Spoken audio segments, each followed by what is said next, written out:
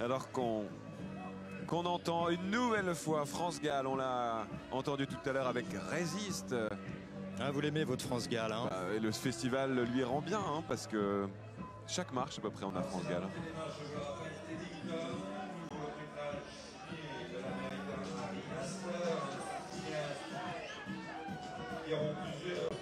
Des talents bruts. Alors qu'est-ce que ça veut dire un talent brut, Olivier? Ça veut peut-être dire Oui. un professionnel qui travaille pour Brut. Ah.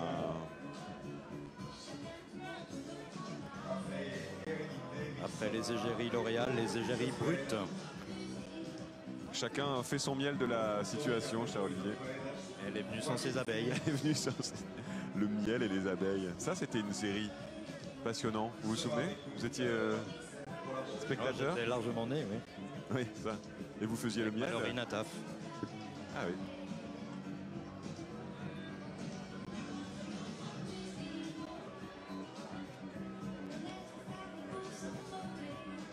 Je vous rappelle d'une très très belle soirée canoise vous attend.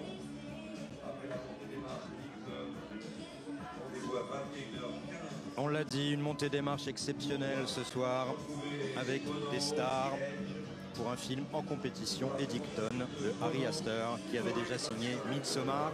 On va parler de son cinéma peut-être, Victor. Et Beau is Afraid aussi, dans un cinéma horrifique, Olivier. Et là, on va plonger. Hier, on était en 2018 pendant les Gilets jaunes. Ce soir, on est en 2020 en pleine pandémie du Covid. Alors, ça n'a pas l'air du tout sexy comme ça, mais on est dans un village perdu des États-Unis où un shérif local, joué par Joaquin Phoenix, qui est méconnaissable. J'ai mis plus de 20 minutes avant de me rendre compte que c'était Joaquin Phoenix, c'est vous dire.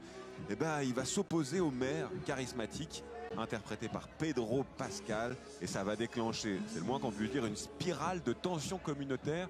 C'est un peu comme une radiographie de l'Amérique d'aujourd'hui, et donc on s'y reconnaît aussi.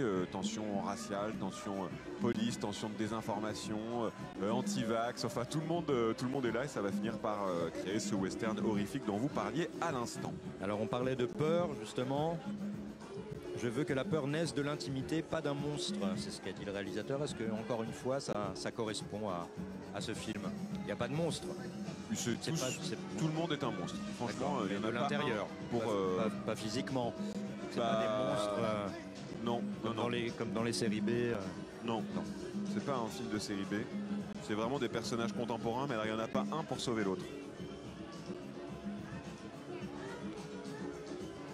Relations toxiques, rituels, culpabilité, le deuil, l'héritage, la police et les thèmes habituellement traités par Harry Astor. Oui, mais là, je pense que c'est vraiment un film de transition, Olivier, plus philosophique que démonstratif, où la peur qu'on avait l'habitude de croiser dans les films d'Harry Astor change de visage et devient plus politique. C'est vraiment, en fait, un film politique qui prend de